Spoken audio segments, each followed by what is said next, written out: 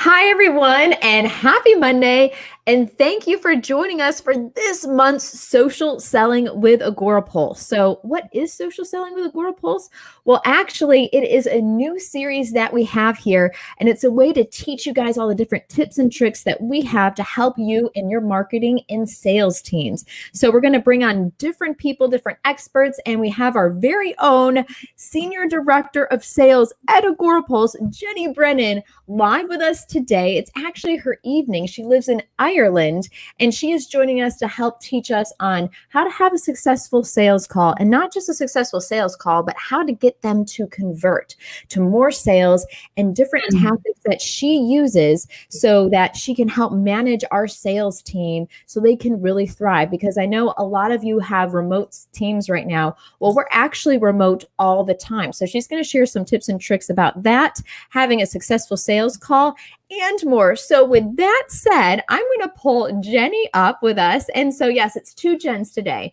We usually call Jenny, and I'm Jennifer. So there's a little bit of a difference there, but welcome everyone to the show. And Jenny, I'm so glad you're here because seriously, I don't know if everyone knows this, but Jenny has the most amazing Irish accent. But on top of that, she's the sweetest, most brilliant person in the world, owned an agency before she started at Agorapulse. She has so much experience in social media, marketing, and sales. So if you have questions about any of that, feel free to do that in the comments because we will pull your questions up. And for those of you that are watching, please let us know who you are, where you're watching us from, and something you're looking forward to this week. Because Jenny, I can't believe it. We're already at the end of Q1 of 2021. Actually, I had to remember what year it was. It's 2021, Jenny, which is so crazy and so wild. So, Jenny, I'm so excited you're here. And to read a little bit more about you, so you guys know, she's our Senior Director of Sales at Agorapulse. Apart from leading the sales team at Agorapulse, she helps people to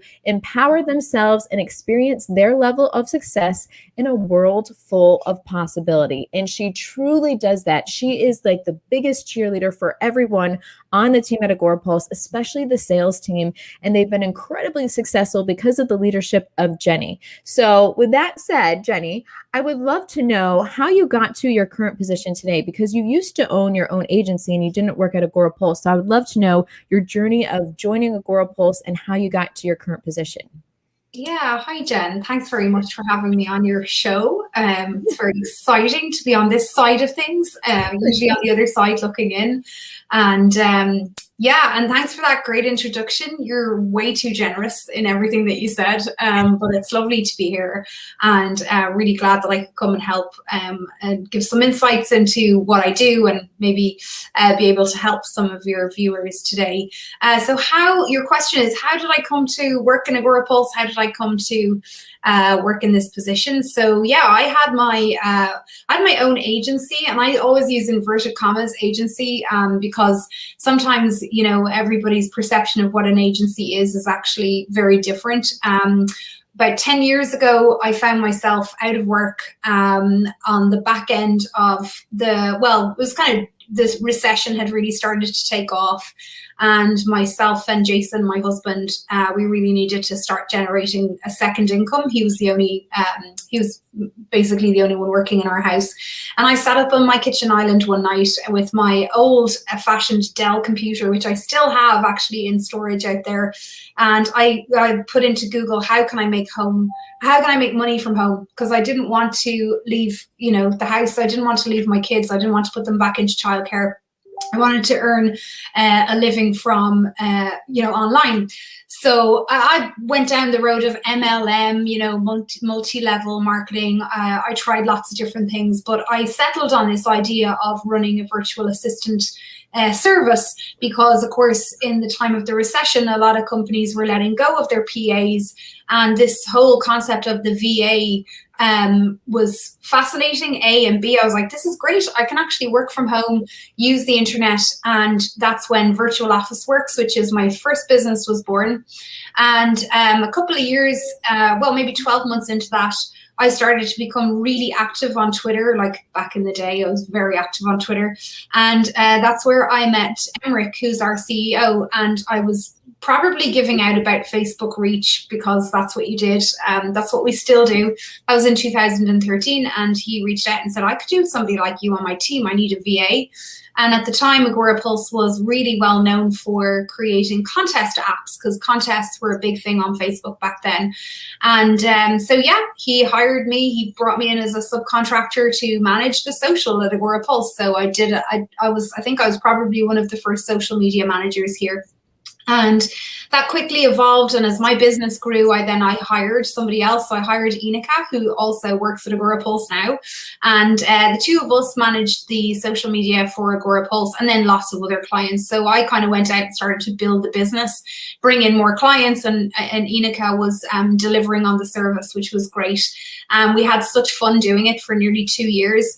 But then it came to a point where, for me anyway, I was really burning out. I had lots of clients, and clients coming in and clients leaving, and just I think the biggest challenge back then, is 5 years ago, was kind of proving the ROI of social. And a lot of brands and businesses knew that it was important, but what they didn't do was they didn't stick at it consistently for long enough. And so they were expecting big results really quick. And of course, that's not really how it works. And of course, it's not the one thing you should rely on when you're driving leads for your business either. There's lots of moving parts, and multi-channel marketing is really important. So anyway, long story short, Emmerich and myself know each other a long time, and I've always been really open and honest with him about what's going on. And he was like, you know what, I could really do with you on my team full time. We're really going to grow the company. And I was like, yeah, great, but what am I going to do? And he's like, I'd love you to work in sales. And I was like, okay, I haven't worked in a sales job for years. And he's like, yes, you have. You're building your own agency, and you're bringing in clients. You're selling all the time, and you're really good at it. And I was like, okay, I'll give it a go. So Emmerich hired me, and he hired Inika, and Inika's now head of support at Agorapulse. And yeah, it's crazy actually. It's only when you start to talk about it that you kind of realize what a ride it's been. Yeah, we're both working here, and I started officially in my full-time capacity at Agorapulse in August 2016. So it's 5 years this summer since I started working in sales here. Yeah. Oh my gosh, Jenny, your journey is amazing. And the fact that, our CEO and co-founder was like, Jenny, you need to be a part of our team. It's huge and speaks volumes. So I absolutely love that. And thank you for sharing all of that with us. We've got Jean Thorne. Thank you for joining us in the house. Also, Scott Ayers. I love Scott. He said it's the 2Jen show. This is very much so true. Yes, it is. Scott, thank you so much for joining us. So Jenny, I sent Jenny a bunch of questions beforehand, but I actually do have a question first before I get to the second question, Jenny. I would love to know what it was like with your first sales call, because I have a feeling, I've never done sales officially as my title. And I have a feeling I would be really nervous, like, oh my gosh, like dreading it almost. How did you do that first call and overcome it? It was terrifying. It was so scary. I remember saying to Emmerich, okay, well, I'll just sit in on your sales calls for a couple of weeks. And he was like, no, you're going to have to get stuck in. I've got stuff to do. So I was like, okay, I'll be fine. So I sat in on 1 or 2 calls with him, and I just kind of, listened and watched how he sold, and how he was so conversational, and also listened really intently to people. I think what I learned from the very get-go when I was, brought in first was Emmerich's really passionate about understanding how the problem, what's the problem and how can the product obviously solve that problem for you. And he's really good at listening. He's also really good at challenging people around their processes and the way in which they did things. And that was, again, a really good foundation for me to build in my confidence. And obviously I knew the tools because I'd been using it, in our own business. And so I felt very comfortable kind of bringing people on a tour and a product tour of the software. And I just jumped straight in. But I had no idea how to build a sales strategy. I had no idea how to build out reporting or sales forecasts, or, how are you going to predict revenue or any of those things. I had again, it's funny when you look back 5 years and you look at where you were, and now you look at what you're doing today and you think, wow, it's quite the journey. But yeah, I just I just got on with it, like I'm Irish as well, so I love talking. It's grand. Oh my gosh. I love that, Jenny, because sometimes you just have to dip your feet in and you just do it. Everyone's terrified or scared the first time they try something or just a little nervous because it's unknown territory. And you know what? If you fall down, you just get yourself right back up. And Jenny, what you've created, like this amazing structure, process, empire of sales that you've created at Agorapulse is truly amazing. So I can't wait to ask you even more questions. I have to give a quick shout out though to Keith, J and J. Everyone loves that we're both Jens on the show. So I love that. Keith, thank you so much for joining us today. And it's great to see you. And for everyone watching us, let us know something that you're looking forward to this week or some big task that you accomplished in Q1 so we can help you celebrate, because we're all about celebrating everyone as well, because we're all on different journeys doing different things. So let us help celebrate you. Now, with that said, Jenny, I would love to know, because you see this, you have, telemarketers and other people trying to sell you things. What is the biggest mistake that you see that marketers and, people that are calling and trying to talk to clients do, where it basically shuts people down and they're like, no, I don't want any part of it, even if it could help them and they maybe seemed interested?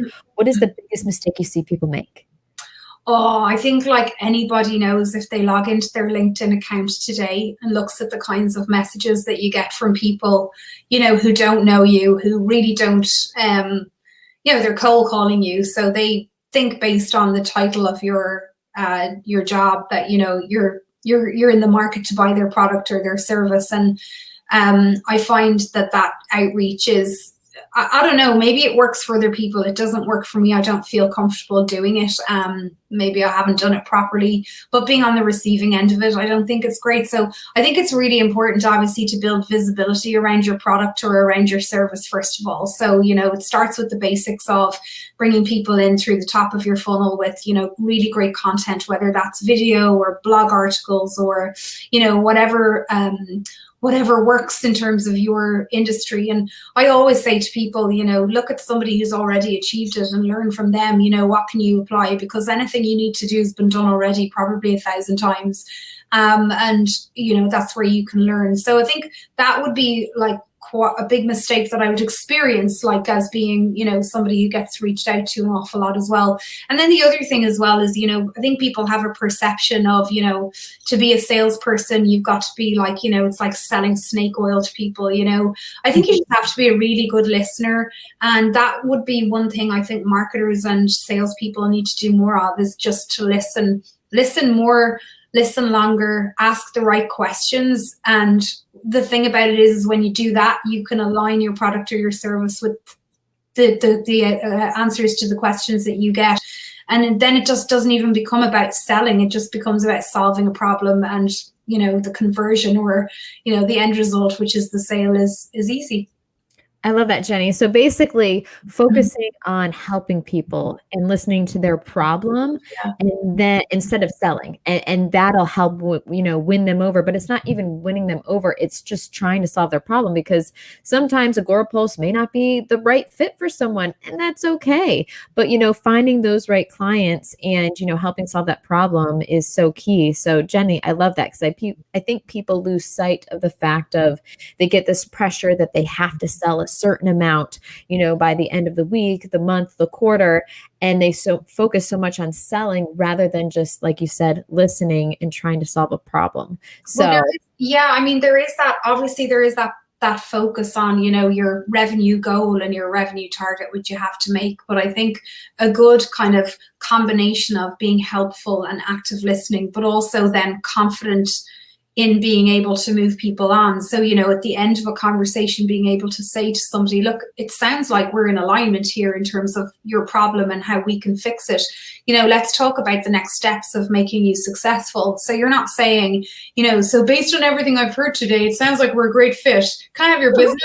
It's like, it's like asking somebody on the first date, will we get married? You need to have a really good balance of the relational side and the active listening, but you also need to sprinkle in a good element of transactional behavior so that you can get the business across the line. Because at the end of the day, you are a salesperson, and that's your goal, is to close revenue. That's your number one goal always. Oh my gosh, I love that, Jenny. So you've created this incredible structure and process at Agorapulse. I would love to just have you give a little bit of a preview or overview of what that process and kind of structure is, because you started from scratch. There really wasn't much in place. So I would love to know if you can just give a little bit of a background and just tease of what we do at Agorapulse. Yeah, of course. Well, first of all, I wish I could take all the credit for everything that's been created, but I can't. So, it's really important to have, if you don't have a team around you, that you can bring in the right people to help you put it together.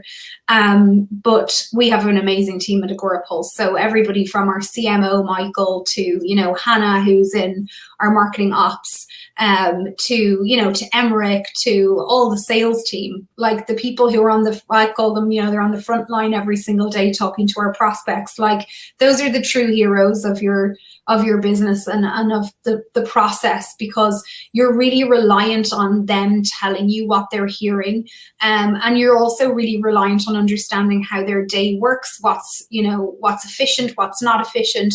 And then, of course, you need to build a framework and a structure to make sure that you can scale your sales team and you can scale the impact from your sales team as well. So we have a kind of an acronym at Agorapulse. We're very good at those, where we talk about, PRP. So product, really important. Like you have to have something hot to sell, which we do at Agorapulse, which is great. Process, you need to have a really great process, and reporting, you need to have really good reporting to be able to identify again what's working and what's not working. And it's one of the best ways to do performance management is with data-driven reporting and metrics. And of course, all of that has to be supported by the people, and it also has to have the right tech stack, the right tools to make that happen. And for a long time, we used a number of different solutions and a kind of a hybrid approach, everything from Excel spreadsheets to Pipedrive, which was a great service for a long time. But now we've moved everything into HubSpot, and that's just really brought everything to the next level in terms of visibility and efficiency for our team. So you do need to have, again, it's the ingredients of a successful process is, your team and the tech stack. And then, of course, knowing where you need to get to, what your goals are. Well, you need to have the structure to get there. I love that. Jenny, thank you for breaking that down for everyone, because, even with experienced, marketing and salespeople, they can lose sight of things or maybe not have a structure that really serves them well. So focusing on that and that acronym is absolutely perfect. So Jenny, thank you. And something else I wanted to talk about now, you're an Nlp Neuro-Linguistic Practitioner, and I would love to know, first of all, explain that a little bit more to everyone so people aren't like, what is that? And how do you incorporate NLP into your sales calls and your clients to better understand their needs and get to know them more? Okay, so in my night job, in another aspect of my life, I do a lot of coaching with people. I'm really passionate about empowerment coaching, because I've come from a place where I didn't believe in myself and where I would have suffered from low self-esteem. And I'm always really open about this. I was really badly bullied for a long time in school, and all sorts of different things happened to me in life that I won't go into, where I ended up a very vulnerable person with a lot of low self-esteem. And I think I started to go on a personal development journey about 6 years ago. The first thing I did was I went to a Tony Robbins event, and I was like, this is so powerful. And it really helped me to have a different perspective on, the world, and also to understand the world through the eyes of other people, and to understand my own emotions and, my own thought processes in this world that were leading to me feeling the way I was feeling. So I never felt like, I could be head of sales at a software company. I never believed that I would be one of those people. So I started on that journey, and I suppose that was probably my first kind of experience of NLP, because that's what Tony uses an awful lot. And then I went down the road of finding other teachers, as you do, and reading other content. And a couple of years ago, I became qualified in QTT, which is Quantum Thinking Technologies, that was developed by an Irish woman called Moira Geary. So big shout out to Moira. She's great. She has a group called the Positive Recombobbers on Facebook. So, recombobulating yourself with NLP. And really, it's all about language, and it's all about understanding that you are the way you are, or people are the way they are as a result of their environment, as a result of their conditioning. And then to bring in the tactics of NLP to be able to understand a person and bring them to the place where you need them to get to, which is solution. So for me, to break it down in terms of a sales call, I'll actually often mirror people's body language, so if they have their arms crossed, I'll cross my arms. If somebody has their legs crossed and we're sitting opposite each other, I'll cross my legs. And what it does is it puts the other person subconsciously, it puts them at ease because you're mirroring what they're doing. And you can do that with language as well. So when you ask a question and somebody says, for example, so tell me why reporting is important for you with your social media. Well, we need to have the reports because we need to show them to the boss. Okay, so I'm hearing that it's really important that your boss needs the reporting. Am I right? Yeah, that's right. Tell me more about that. So you're mirroring back and forth the language that they're using. I do it in email, I do it in conversation, I do it in my body language, and it gives me confidence, but it also earns trust when you're dealing with people as well. And it's a really great way to build rapport and build a connection with human beings, because that's what we are. Oh my gosh, Jenny, I love that. Those are such great tips. Oh my God, this is so keep in mind, we're using StreamYard. So you have to give Facebook permission to StreamYard so we can actually see who you are. But this is someone that loves you. Jenny is one of the best people I know. Love her transparency, brilliance, and leadership. So whoever you are saying that, please say your name, because it is the sweetest comment. And thank you so much for watching and joining us. It's Brian Kramer. I can see him on the other window. Brian, oh my God, I love Brian. I love Brian too. Brian Kramer is one of the best human beings on earth, aside with Jenny. So, and Brian, you do coaching too. And so Brian, if you want to put your link in here for coaching and your Facebook group and anything else you want, feel free to do that as well, because Brian is so inspirational. But with that said, Jenny, thank you so much for the tips and talking about NLP, because NLP is something that I'm so intrigued by. And I think, a lot of marketers could benefit from just understanding the human brain and how we react to different things and just different processes as well. So I love that, Jenny. And then with that said, I would love to know what you do. So let's say if someone on your team just doesn't have a successful sales call and they just lost the sale, or, something else happened. How do you help keep your team motivated? Even if oh gosh, we're down for the quarter or the month, how do you pump them up, and what sort of different tactics do you use to help solve a problem or find what the issue might be? Great question. I think it depends on the person you're helping and you're supporting, for sure. I've got the most amazing sales team ever, in that they are so open, great people to work with. And I've worked with all of them for a long, long time. So I think the first thing, if you're a new manager for people, for example, one of the first things you need to do is connect on a human level and get to know that person, understand what makes them tick, what makes them happy, what makes them sad, what they want out of life. You've got to connect with somebody on a human level before you can get into the nitty-gritty of performance management, for example. And I think, I've been in environments before where I've had bosses and have had managers, and it's all about crunching the numbers. You didn't hit your number, and it's such a toxic, negative, and unhelpful environment to work in. It's got to be a collaboration of analyzing what's gone well and what, where things might not have worked, and then come to it with a solution mindset rather than a problem mindset. So, it's funny, I was talking to Emmerich a while ago, and we were talking about leadership and, managing teams and whatever. And he's like, your one job as a leader is to identify problems and to fix them and to ask your team to help you. That is your job. When you're a manager, when you're leading other people. Empathy as well is also really, really important. We're not robots, we're people, and we're people that, sometimes have stuff going on and we have a bad day or a bad week or a bad month. And again, the root cause of the reason for the loss is the thing you need to get to, is like, you know, let's look at this, like, why did this not go well? Or, you know, maybe sometimes I'll be in a coaching situation where I'll say, do you think we're going to win that deal? And somebody will say, yeah, definitely. And then I'll share why I don't think it will convert.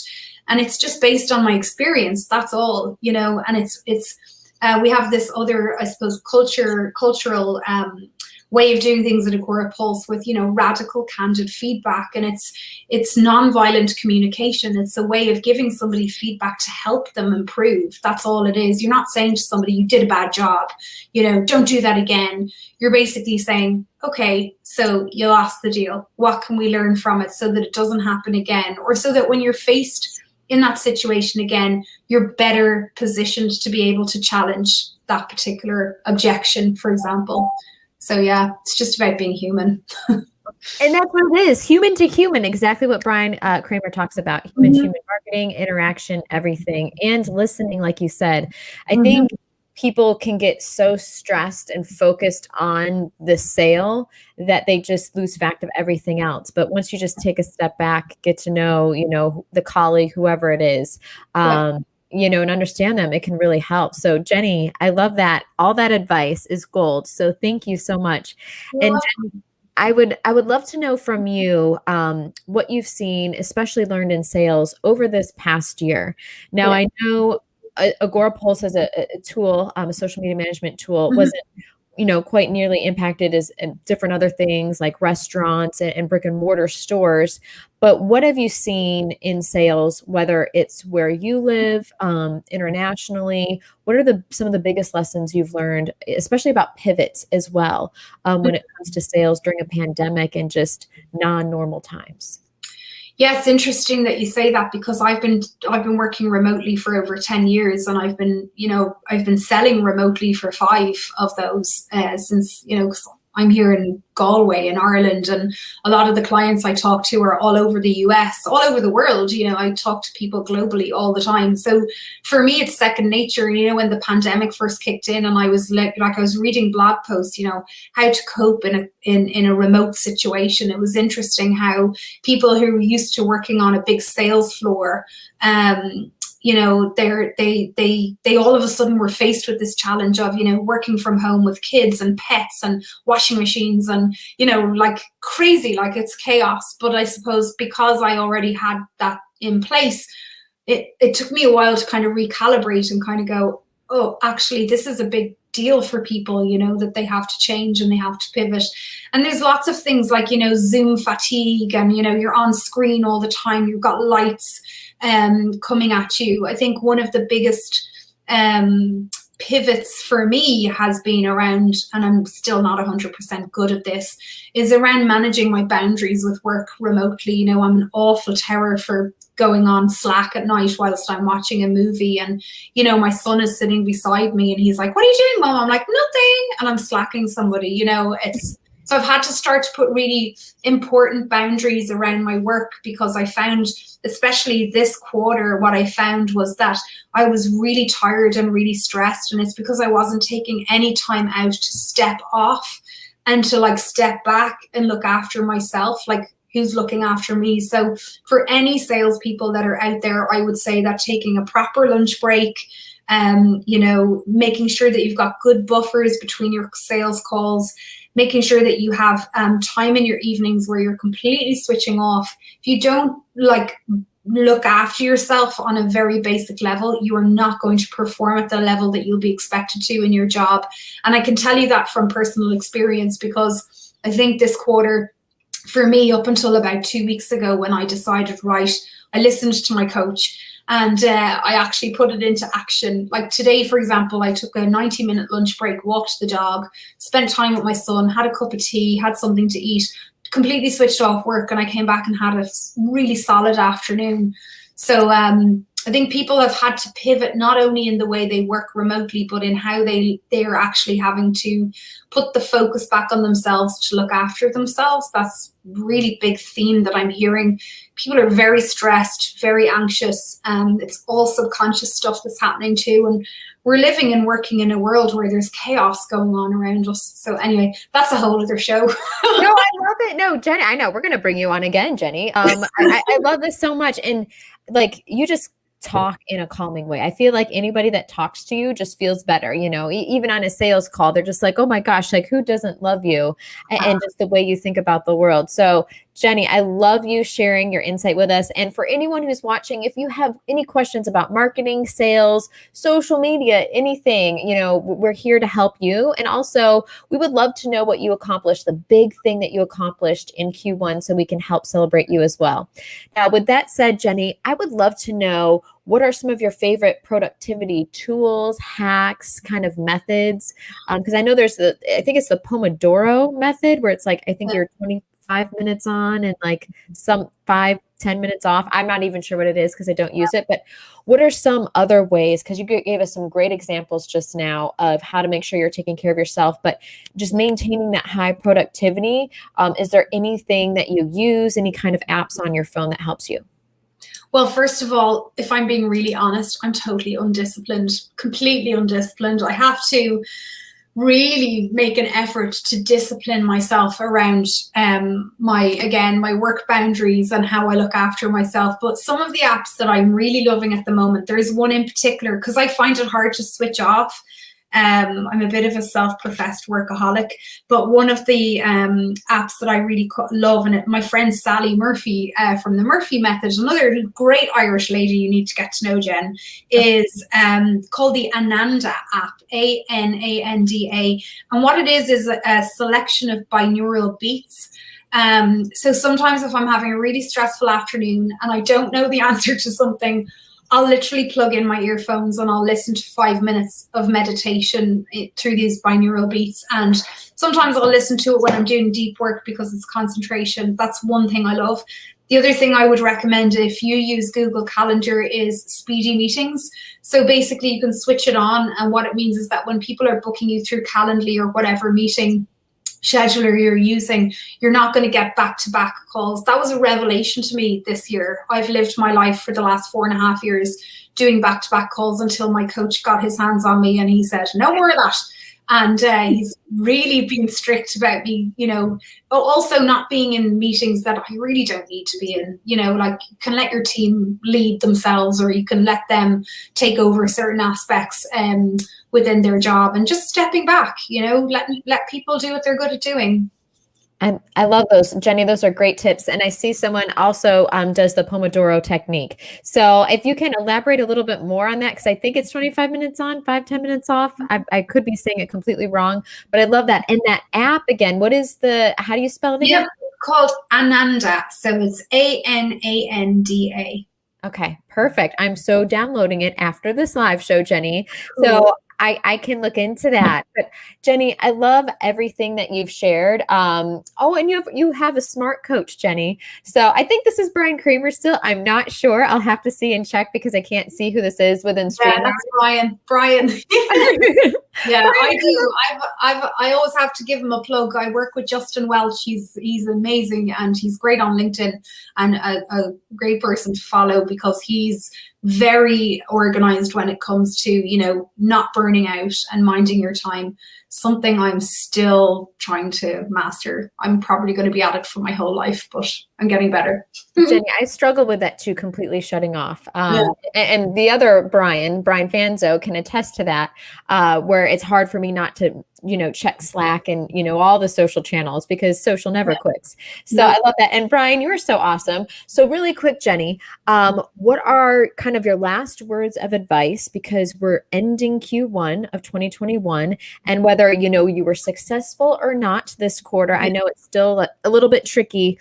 What advice or, you know, motivation do you have for people as we head throughout the rest of the year just to stay pumped and excited? And Brian, I would love to know also your advice and motivation tip to keep everyone motivated this year as things start to gradually reopen and more people are getting vaccines.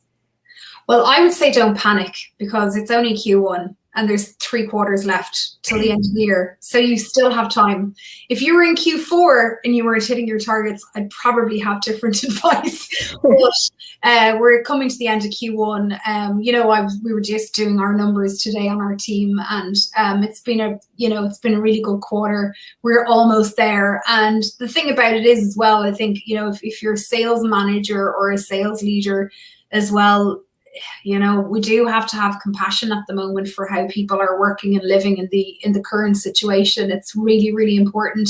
And I have found that the more chilled you are and the more focused you are on the outcomes and helping people to be better, the happier everybody will be. And again, hand on my heart, I haven't been brilliant about that this quarter, but yeah, just, chill. It's fine. You've got 3 quarters left. You've got plenty of time to. The nice thing about the end of Q1 is you can look back at the things that have gone well, and then you can figure out, right, how can I close the gap? Especially if you've hit if you've missed your number, you still have time. I love that. I love that, Jenny. And oh my gosh, we've got Lisa in the house. Who doesn't love Jenny? Lisa, thank you so much. I love Lisa too. So Lisa is a member of the Agorapulse team, but since majority of us are remote, we don't get to see each other very much. So we love it when actually each other jump in the live streams and say hi. So Lisa, I'm so glad you're joining us. With that said, Jenny, thank you so much for sharing your time because it's evening right now. What did your husband make for dinner? We talked about this before the show even started, and it sounds amazing, and I want it.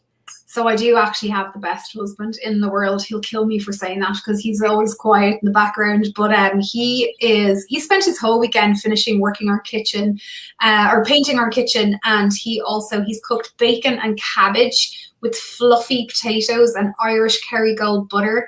And then we're going to have that with a bit of brown sauce and mustard and a big pint glass of milk. So it's a real Irish dinner, lovely and warm because it's cold today. So it's we call it a mammy dinner. If you're feeling tired or lonely and you're wanting your mammy, you have bacon and cabbage. Oh my God, I love that so much. Oh my God, so delicious. Inika says, oh, Jason is the best and the best cook ever. So Inika is also on our team. And she is, I think, north of you, right, Jenny, in Ireland or south? Yes.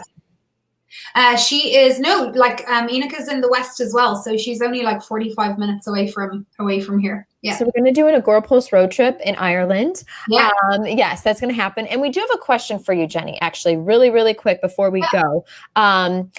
It says, how do you balance that in terms of leadership, Jenny? Compassion and then drive them to reach target. And that's a very delicate balance too. So it's a great question. It's a really great question. It's fantastic because I think when I was, in the early days of being a manager, and managing other people, I am a very positive, outgoing, and very bubbly person. But at the end of the day, you do need to get results from yourself and from your team members as well. So the balance of compassion and actually having a real conversation around what went wrong is really important. But again, nonviolent communication, radical candor, honesty, integrity in a conversation with the person that you're supporting, treating them like a grown-up and like an adult is really, really important because we're all adults at the end of the day. I've been in situations where I've had bosses and managers that are very patronizing and make me feel like I'm a naughty little girl for not doing what I was supposed to do. So I would just say that those are the main things. It's about having a constructive conversation, but also, if somebody isn't performing consistently, then it does come down to having a conversation around performance improvement. That's a process that we use at Agorapulse, and I've, done a lot of reading on it. And it's positive coaching. What you're basically doing is you're highlighting an area that somebody needs to improve on, and together you're working on how are we actually going to get to where we need to. And it's a collaborative thing rather than, now listen here, Mary, if you don't do as you're told, you're going to get fired next week. You can't do that. You have to let the other person be a part of that process, because at the end of the day, it's their job and it's their career too. So I think that's really, really important. But sometimes you have to have hard conversations with people, and that's the not so fun side of the business or fun side of the job. Yeah. Oh my gosh. And that was a great question. Thank you so much for that follow-up. And if there aren't any more questions, I think we're going to wrap up. So Jenny, you can eat your delicious, amazing Irish meal that I wish that you could teleport that to me because it sounds absolutely amazing. I am a little bit Irish, just a little. But Jenny, thank you so much for your time. Everyone for joining us with Lisa, Inika, Brian Kramer, so many others. We really appreciate you joining us today and getting a little Monday motivation, right? Getting pumped to dominate the rest of the quarter, which we've got like 2 more days, the rest of the week, and just really go into Q2 with just a positive attitude. So thank you so much, everyone, for joining us. And really quick, if you haven't done so, you really need to check out our new website and design. Just go to agorapulse.com. That is also where you can get a free trial, do a demo, all the fun things. We have a lot of new fun characters as well, new colors. So definitely check us out. But we do have a 28-day free trial. But if you didn't know this, we also offer a free version of Agorapulse. Yes, that's right, a free version of Agorapulse. So you can check that out. Everything on our website. We've got our blog on there. We've got our weekly live shows, which you can see that schedule and get links to and everything else. So definitely check out our new website and just go over to agorapulse.com because it's a party. It's fun every single day. And with that said, thank you everyone for joining us. Jenny, thank you for joining us as well. And we will see you next time. Bye, guys. Make it a great rest of your Monday.